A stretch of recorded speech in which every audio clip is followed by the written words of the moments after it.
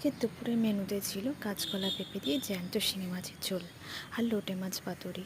রান্নাটা আমিই করেছিলাম। প্রথমেই ফ্রাই প্যানে সর্ষের তেল দিয়ে ফোড়নে জিরা শুকনো লঙ্কা দিয়ে আধা জিরা কাঁচা লঙ্কা বাটা দিয়ে কষিয়ে তাতে আগে থেকে ভেজে রাখা কাঁচকলা পেঁপে দিয়ে ভালো করে কষিয়ে গরম জল দিয়ে দিতে হবে। তারপর ঢাকনা দিয়ে ঢেকে দিতে হবে সবজি সেদ্ধ হওয়া পর্যন্ত। সবজি সেদ্ধ হয়ে এলে ভেজে রাখা শিঙি মাছ দিয়ে একটু ফুটিয়ে নামিয়ে নিলে রেডি আমাদের জ্যান্ত শিঙি মাছের ঝোল।